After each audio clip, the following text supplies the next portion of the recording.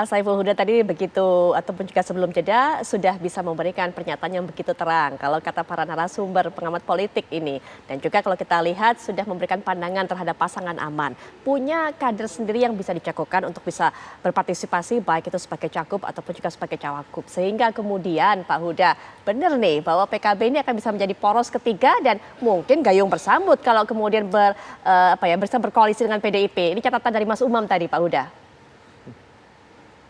Ya, saya kira semua serba mungkin ya. Tapi yang pasti, sekali lagi menyangkut soal manuver PKS itu,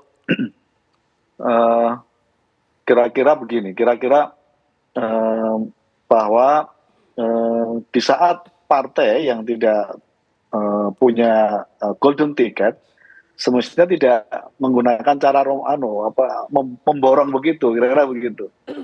Nah, pada konteks itu, kira-kira sekali lagi saya mendukung opsi PKS untuk yang awal. Pak Huda, mohon maaf, suaranya terputus. Tetap mendukung Mas baik. Sohibul Iman pada posisi seolah-olah teman-teman PKS sudah mendapatkan golden ticket. Itu aja sih. Baik, Pak Huda, ini kan dalam videonya di media sosial Pak Anies mengatakan ketika kembali ke tanah air akan langsung mengajak berbicara partai-partai, bukan hanya PKS, tapi tadi juga PKB disebut. Bahkan tadi Pak Anies di videonya di media sosial juga mengatakan begitu yakin PKB akan memberikan dukungan kepadanya. Bagaimana tanggapan dari PKB? Akankah membuka pintu untuk diajak bicara diskusi dengan Pak Anies? Ya, kita tidak tahu Mas Anies akan mendiskusikan materi soal apa, isu soal apa. Kita tunggu aja Mas Anies datang ke tanah air dan nanti kita bisa berdiskusi. Baik, terakhir juga mungkin Pak Huda, kalau saat ini sedang dalam diskusi internal, begitu kan, masih ada beberapa calon termasuk Ibu Ida Fauziah. Langkah berikutnya apa yang juga mungkin bisa dilakukan secara simultan oleh PKB di fase-fase ini, Pak Huda? Kami dalam posisi sepatnya akan menuntaskan proses internal ini di antara dua sosok ini, antara Mas Anies atau Mbak Ida Fauziah. Nah, pasca itu saya kira kita akan secepatnya keluarkan rekomendasi dan memastikan untuk bisa membangun poros koalisi. Baik, Pak Huda, terima kasih sudah meluangkan waktunya untuk memberikan pandangan ini, informasi bagaimana langkah PKB dalam perbincangan ini. Karena terbatasnya waktu, silakan Pak Huda untuk bisa meninggalkan ruang perbincangan. Sekali lagi terima kasih untuk waktunya. Wassalamualaikum warahmatullahi wabarakatuh. Terima kasih Mas Umam. Terima kasih Mas. Prof. Burhan, langsung saja Prof. Burhan, silakan catatan-catatan dari Prof. Burhan ketika mendengarkan apa yang disampaikan oleh Bang Iqbal. Begitu yakinnya PKS dengan pasangan aman ini, kemudian juga ternyata di dalam internal ataupun juga dalam fase diskusi internal dari PKB sendiri masih ada nama Mas Anies Baswedan ini masih terus dipertimbangkan. Prof. Burhan. Sebenarnya PKS sedang meneladani langkah PKB ketika mengusung Muhaimin Iskandar sebagai cawapres Anies dengan menjalin konsensus atau kerjasama dengan Nasdem. Jadi jangan lupa pada waktu 2024 pasangan Anies dan Muhaimin Iskandar itu yang memutuskan adalah Surya Paloh dan Muhaimin Iskandar dalam sebuah pertemuan makan malam. Anies pun diberitahu setelah kesepakatan itu diambil oleh kedua partai. Mengapa? Karena gabungan Nasdem dengan PKB cukup untuk mengantarkan Anies dan Muhaimin sebagai pasangan capres-cawapres. PKS saat itu terkesan di fait accompli oleh PKB dan Nasdem. Karena kalau misalnya PKS tidak menyetujui pasangan Anies dan Muhaimin Iskandar, PKS tidak punya pilihan lain. Ya, pilihan yang tersedia adalah mengusung Anies dan Muhaimin yang notabene bukan kader PKS secara langsung. Jadi poin saya, kalau kemudian PKB ada keberatan dengan langkah PKS sekarang, sebenarnya PKS itu sedang meniru PKB di jelang 2024. Dan alasan PKB saat itu kan memperbesar captive Anies, supaya Anies tidak hanya didukung oleh kalangan Islam modernis, sesuatu yang menurut data exit poll itu ternyata tidak terkonfirmasi, karena basis tradisional Islam yang merupakan pangsa pasar tradisional PKB itu sebagian besar memilih Prabowo Gibran, bukan Anies Muhaimin, meskipun Muhaimin sebagai cawapresnya Anies. Nah sekarang PKS sepertinya tidak mau di fait accompli terus, ganti menyerang balik dengan tanda kutip ya, mencuri panggung, stealing the show. Dan menurut saya pada titik tertentu berhasil. Karena Putri Viola dan TV One berhari-hari memutar drama PKS ini kan, itu menunjukkan bahwa meskipun pasangan aman ini belum cukup aman untuk diantarkan sebagai pasangan pilkada Jakarta nanti, karena masih menunggu janur kuning melengkung, ya. Tetapi secara umum PKS sudah berhasil membetot perhatian publik, ya, dengan menawarkan pasangan ini meskipun belum tentu disetujui oleh PKB atau PD Perjuangan. Tapi setidaknya nama Sohibul Iman belakangan sudah dibicarakan di warung-warung kopi, di kafe-kafe, di TV One, di acara talk show, dan tentu saja punya efek elektoral terhadap PKS maupun Sohibul Iman itu sendiri.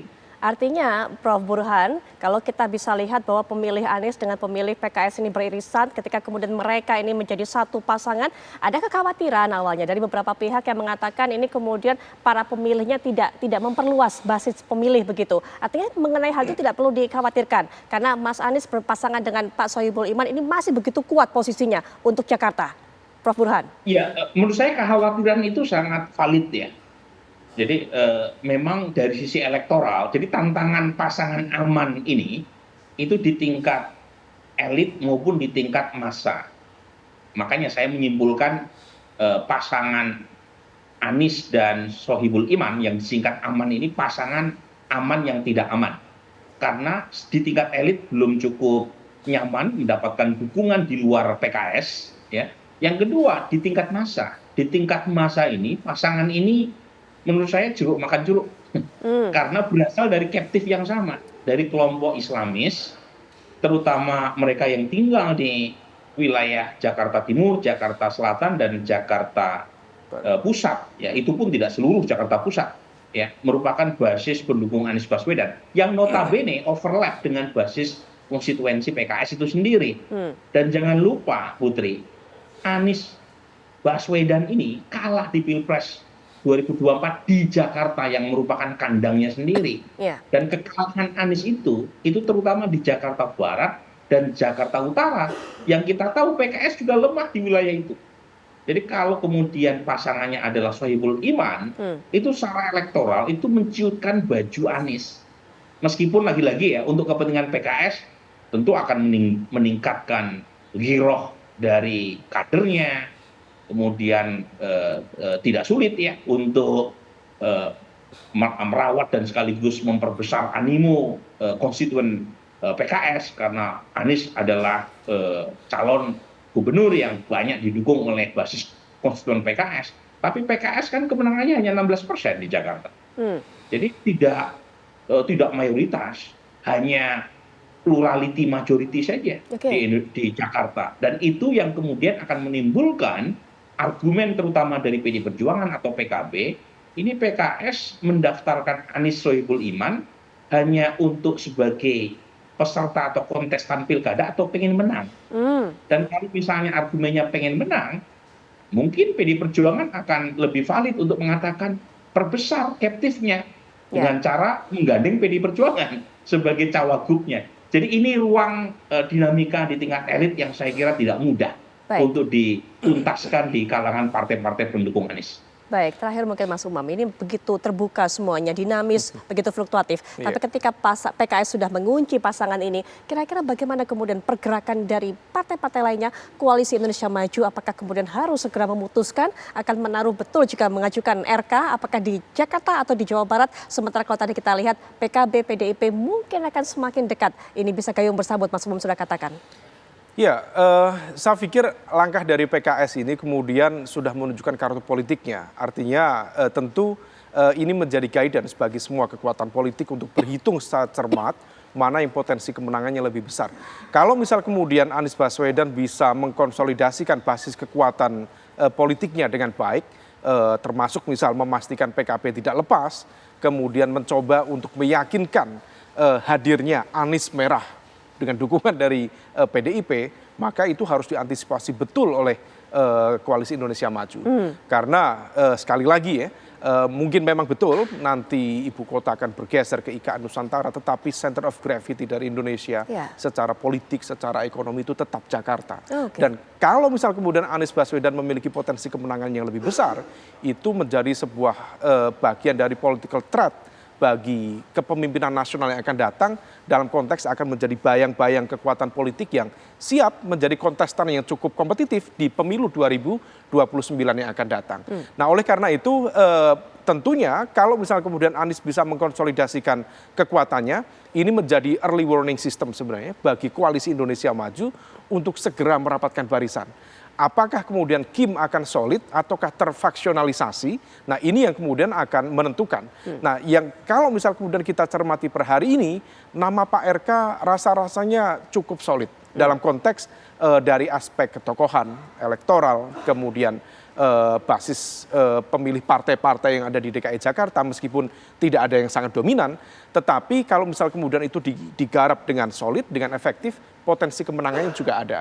Nah, yang menjadi tantangan per hari ini adalah juga sama, belum clearnya sikap dari rumah politiknya Pak RK, yaitu Golkar, apakah akan memberikan restu kepada RK dengan dalam tanda kutip men-trade off kekuatan di Jawa Barat, yang kemudian akan dilepas begitu saja menjadi wilayah permainan kekuatan-kekuatan politik lain, ataukah mencoba peruntungan baru tapi dengan magnitude kekuatan yang sangat besar, terutama di DKI Jakarta. Kita lihat perkembangannya. Tetapi kalau misal kemudian sekali lagi yang perkembangan cukup menarik tadi adalah ketika sikap dari PKB terlihat sangat cair, dan cairnya PKB adalah sebuah sinyal politik yang seringkali clear, itu akan memudahkan PKB untuk menjelajah kemana-mana. Dan ini tampaknya akan menjadi sebuah angin segar bagi PDIP yang tidak lagi akan merasa gamang, tapi ada teman yang siap untuk membangun narasi dan juga potensi kekuatan politik ke depan. Dan kalau 3 kekuatan pasangan calon di DKI Jakarta, besar kemungkinan akan 2 kali pemilihan.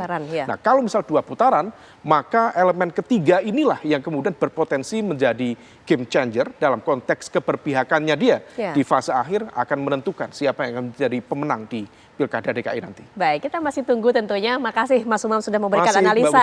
Prof. Burhan juga terima kasih sudah memberikan pandangan tentunya mengenai hal ini. Kita akan lanjutkan lagi mengenai data, fakta, juga bagaimana perolehan suara dari partai-partai ini yang ada di Jakarta dari hasil Pileg kemarin. Nanti rekan kami Ken Ane akan mengabarkan untuk Anda. Sesaat lagi pastikan Anda di Apa Kabar Indonesia Malam.